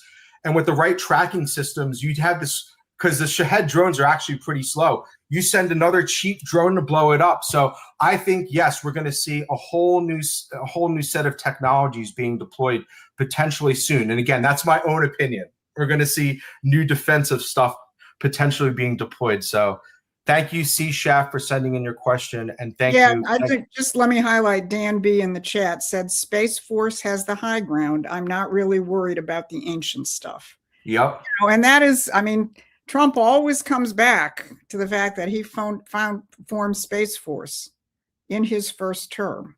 And he's also referenced how important that has been in terms of being able to know exactly what is going on the ground in Iran. Thank you very much, Susan. And thank you, C. Shaft. Thank you for being so patient there. I'm going to take another question from our email supporters here. I think this is a very good question that I think a lot of the best thinkers have on their mind, and it's a super simple question. Thank you, Ed, for giving us this question. I think this will probably close out the show. Where do you believe the people of Iran are in the after the war program, given the large numbers for their recent funeral? What does the prospects for the Iranian people look like after the war? Well, you know, you're looking, I think, first of all, you have to distinguish between Iranian propaganda, which they're very, very, very good at. And they certainly used the funeral to give the impression that, you know, millions and millions and millions of people are all for the regime. That's not true. You know, basically the leadership itself is very fractured. What happens next? Well, basically, if they continue to choose death, which is what the regime is choosing for them, they will be increasingly isolated. As I said, Trump's strategy is primarily economic warfare. They'll be increasingly isolated from any kind of outside world. And they're incapable, as shown by the inflation rate at this point, of actually producing their way out of the mess which is created. So they're going to have to choose peace eventually. And they're going to have to choose the idea of the Abraham Accords, which is, let's give up all this terrorism crap. Let's actually grant that the state of Israel exists. Let's try and work out a situation in Palestine for the Palestinian people, which gives them a future. That's what the Abraham Accords are all about. And let's get on board with joining that, because it really is the road to the future of the Middle East. So that's where I think the situation is. It's unclear. They have a choice to make. It really is up to the people of Iran to make that choice, not up to us to try and impose it. Yeah, and I agree, because you have so many Americans out there that are getting fed up, and you know, people always talk about this idea of the glass parking lot, and I understand people's frustration, but you have to realize that there's a whole civilization. That's the whole Persian civilization is in Iran. And yeah, I want to pose a sort of thought question for people. You know, let's think of something absolutely horrifying. Okay, sorry to kind of close the show out this way. What if Mamdani were to become president of the United States? Would you want, and say the rest of the world was a better place, would you want them to come in and turn us into a parking lot? Or would you want them to figure out how we could take our country back? And honestly, I think that's what Donald Trump is trying to do with Iran. Thank you, Susan. I couldn't have said it any better myself. We have so many more super chats. Thank you, No Limit. Bringing up the whole Democrat versus Democratic Party. Thank you, No Limit. AWOL Stu, thank you for joining us again. RJM, thank you very much for joining us down there in the great state of Texas. Thank you for the support. Funny Two Thang, thank you for joining us again, brother. Linda, thank you. Oh, here's one. Susan or Barbara should go on Dan Bongino. He doesn't seem to understand the American system. He's always talking about Milton Friedman and free trade. He has a big audience. Hey, if anyone out there, if you can get us on the Dan Bongino show, if you know one of their producers, or if you are a producer, get in contact with us. Go to Promethean Action and contact us. Bring it up. Thank you, Linda. And I agree 100%. He should know of the American system. JS, thank you very much. Mel, thank you. Aiden, thank you very much for joining us. Dane, just that one right before it. I'd like to close it off. It would be helpful if Promethean had a reading list or book club. Adam, could you pull up the Promethean Action website? And I could do it, but you'll do it faster. I want to show people two things on that website, just so they know what resources are already available to you. Oops, hold on. First, in response to that question, when Adam gets it up there, he's going to go to the toolkit tab. And that is a very good, there's the toolkit right there in the middle.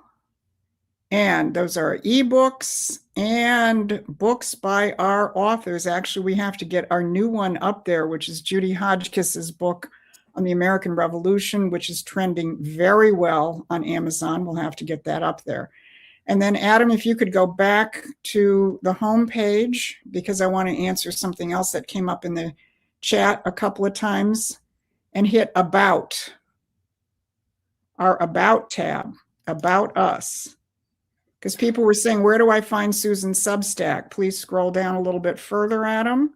We have a lot of our writers have Substacks. I have one, Barbara has one, Brian Lance does a great one on physical economy. Bob Ingram's history stuff is there. Mike Carr and Mike Steger have Substacks. So I just wanted people to know that some of the questions you're asking, go to our Promethean Action website and poke around a little bit. You'll find things that you need.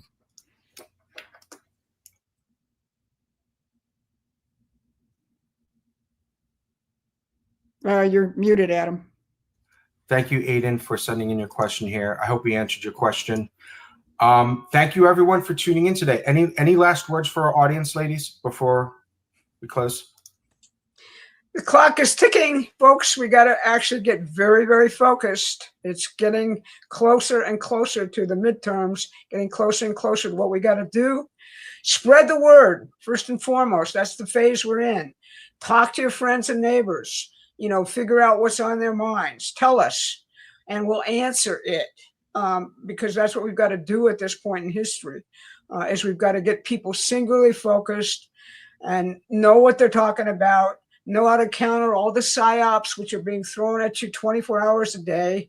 I think, for example, the Charlie Kirk psyop is collapsing under the weight of evidence being presented in that preliminary hearing, but then think through all of the rabbit holes which were presented to people around what was clearly a pretty clear assassination, and the reason for it, which is obscured over and over and again. Think about Mondami and friends saying we want to wipe out Western civilization, and then think about what Charlie Kirk represented, and then you get a key into the cause of that particular assassination. So that's how I'll close it out for today. Fight in spirit, but let's get the work done. And I will just add, do a certain mental health check of your own. Are you spending as much time looking at what Donald Trump is actually doing in terms of economic breakthroughs, going after the tentacles of the British Empire as you are on social media? And even more important, are you spending as much time actually doing something about the midterms? There is so much you can do. You can take our material and get it out. You could get in touch with Turning Point and get involved with one of their get out the vote operations. We don't have the ability to do everything. Other organizations do good jobs and in getting out the vote, which is going to be huge in terms of the midterms. The key to the midterms is get out the vote. Everybody's freaked out about the communists who won in the New York primaries. You know how many people voted in those primaries? 10%. That's how they get away with this shit. So getting patriots out to vote, getting your second cousin who might forget to vote because it's not in the headlines to vote is absolutely critical. So obviously we wouldn't be where we are without social media, but at the same time, there's IRL out there, and make sure you're living in it. Yep. Mel sent in something. Looking forward to sharing the flyer. Thank you very much, Mel. And thank you very much, everyone, tuning in on X.com and on YouTube. We will see you next Thursday at 11 a.m. Thank you, everyone.